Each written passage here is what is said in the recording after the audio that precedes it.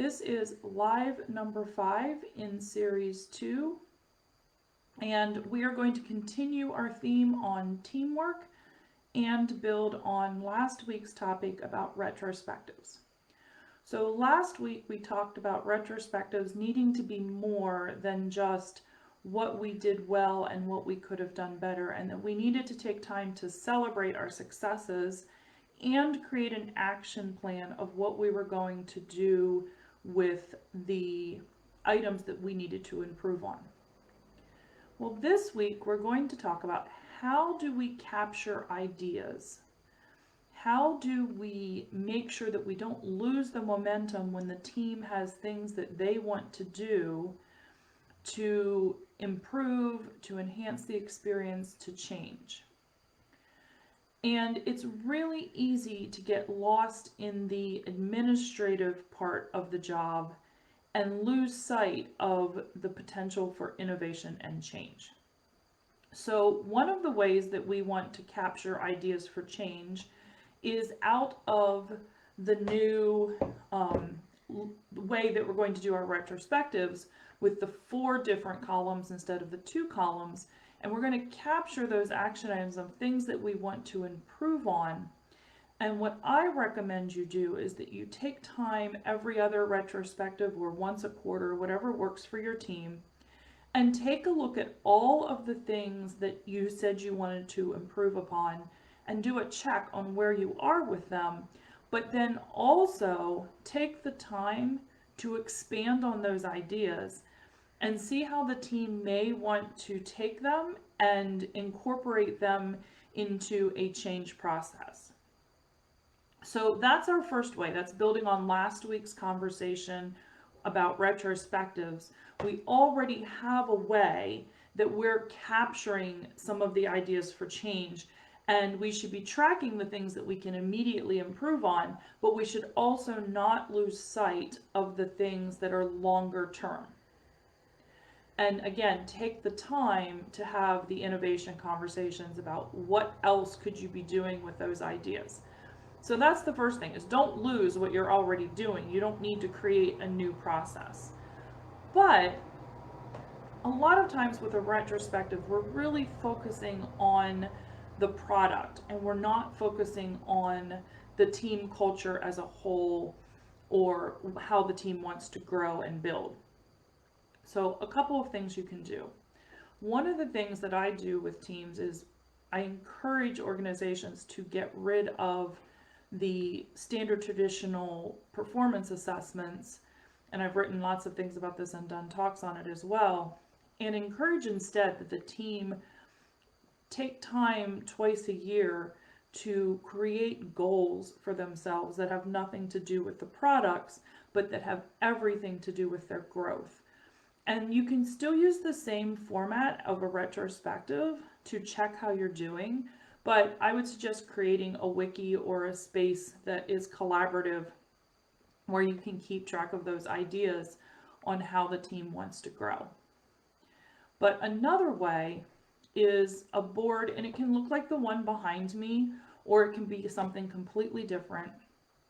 And I do this exercise with leaders as well who have tons of ideas and don't know how to corral them, is create a space where everyone on the team can just throw ideas at the board, whether it's physical or it's a virtual space.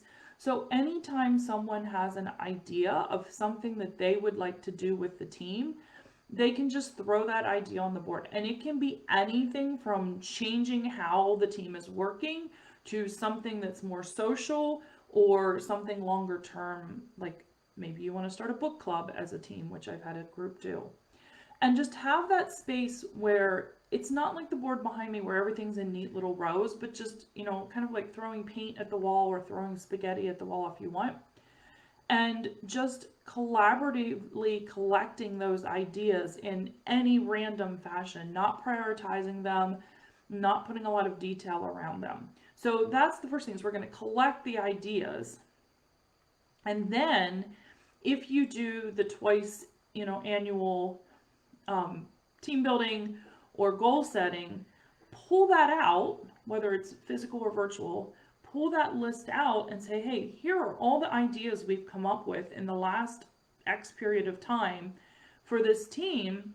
Let's pick 3 that we find resonate with all of us, or with the majority of us, that we want to spend the next period of time working on. So you can take those ideas and rack them and stack them and come up with no more than 3 that look like there's something that would be interesting. And you might want to go so far as to say, well, we'll do 1 social, 1 growth and team building, and 1 related to process and procedure if you want to get that specific. And then color code them similar to my board on the back. Different colors mean different things. Or you may just want the team to be able to randomly pick 3 things that seem really important to them without having them be classified into different areas. And then you can say, all right, these are our 3 priorities, and we're going to have them as change or innovation priorities for a set amount of time. So be specific. We're going to have these be our priorities for 3 months or 6 months. I wouldn't do more than that. And then the team is going to work on them. And the only way that something comes off of that priority list and gets replaced with something else is if you've either seen it through to completion, or you've determined that the idea is not feasible. So it's not one of those things where you're just gonna, oh, well, we don't feel like doing this one, we'll put this one in, oh, let's change our minds and do this. You really want to see those ideas through to give them a fair time and merit to prove them out. But you want to stick with 3, see them through to completion, or determine that they were not valid ideas or activities. And in next week's live, which is the last one in this series, we're going to talk about how to take ideas and turn them into experiments, and how to have an experimental backlog or a change backlog. But for right now, we're just collecting all of those ideas and then prioritizing them. Well, how do you do that? Let's say that your team is really ambitious and they've thrown 50 things at the wall. How are you going to narrow that down to 3 that everybody agrees on? Well, this is where we want to examine all the things we've thrown at the wall and group together the ones that are like ideas. So we're going to try to minimize the list a bit. So if we have things that are similar, for example, one person has put on the wall weekly coffee breaks on Friday, and someone else put on the wall social activity on Friday, you could potentially group those together as ideas. Now, I know I'm using a very simplistic example, but for the purposes of this conversation, that's what I'm going to do. So you go through your list of however many things you have, and you start grouping them together. So you start moving them around on the board a bit and combine the ones that are similar. Now, as the team lead, you're not doing this independently. The team needs to do it together, because you might think that coffee break on Friday and social activity on Friday are the same thing, but the team may not agree with you. So it's important that this is a collaborative activity where you're facilitating, but the team is deciding what are the like variables in the conversation. So once you've grouped and reduced, then what you want to do is look, are there any things on the list that you know right now are absolutely not viable? Money, time, resources, whatever it might be.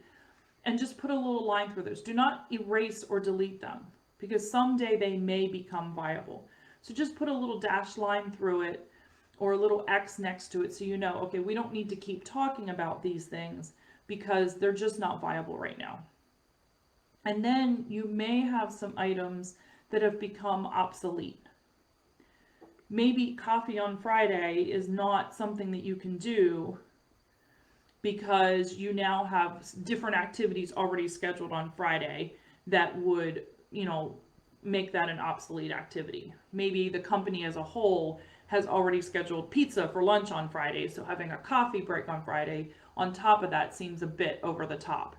So you're going to then, cross through the items that are obsolete because they're no longer, something that needs to be done. So that's going to help narrow down your list. Then what I recommend you do is let the team upvote. And we talked about that a bit last week in the retrospectives with some of the tools that are available. But you put the ideas in and you let people, give everybody 5 votes. And if something is super, super duper important to them, they may put all 5 of their votes on the same item. Or they may split them between 2 or 3 or 5 different items. So you let everybody vote on, for the next periods, your quarter or your 6 months, which things seem the most interesting to them that they want to work on as a team, and you have everybody upvote. And then you can prioritize the list based on how everyone voted. And by doing that, you're then going to narrow it down to the 3 items for your period of time. So let's just do a quick recap on what I just suggested you do. So first, we're going to use our retrospectives and the items that came out of the what we could have done better and the action item list. And we're going to keep track of the things that are a bit bigger than immediate improvements and changes that we may want to focus on longer term. The second thing we're going to do is create a collaborative space where everyone can randomly enter ideas or suggestions that they have for team culture or team improvement. And then you're going to hold an event, I suggest twice a year, where you're going to go through that list and determine what your top 3 priorities are that you're going to work on for your specified period of time, a quarter or a half a year. And by doing this, you give everyone an equal opportunity to contribute to ideas for innovation for the team culture. You take the responsibility off of you as the team leader and hand it to the team to determine the direction that their team is going in. And you make it a collaborative opportunity, and the team can take ownership for the direction that they go in as they grow as a team. So as I mentioned, next week, the last live in series 2, if you can believe it, we're going to talk about, now that you have those 3 priorities, do you just start working on them, or is there an opportunity for experimentation? And what does an experimental backlog look like? So that's going to be next time. And in the meantime, please share this live with your friends and coworkers. We'll have it available for replay on our Agility for All Facebook page, as well as the YouTube channel with captions later today. And as always, you can connect with me on Instagram and LinkedIn and Facebook through both my personal pages and the Agility for All pages. And as always, if you are feeling really, really stuck with these things that we're talking about and how to get your team to collaborate better, then please reach out to me through one of those channels and schedule a free call with me, because I really don't want people to feel stuck. There are so many simple ideas that if you're stuck, you just can't think of on your own, and I'll help you come up with some things that you can implement right away to help clear up some of that feeling of being stuck. So we will do this again next week for live number 6 in series 2. Then we're going to take a break and we'll do some replays of some of the highlights from the 6 lives. And we'll be back again in November with a new series, and we're going to be focusing on leadership. So again, thank you everybody for joining us. I hope that this was something that you can use. I will also list the links to some blog articles and other resources that I have put out in the past on this similar topic, so that you have those as well. And I'll see you here again next week, same time, same channel. Bye, everybody.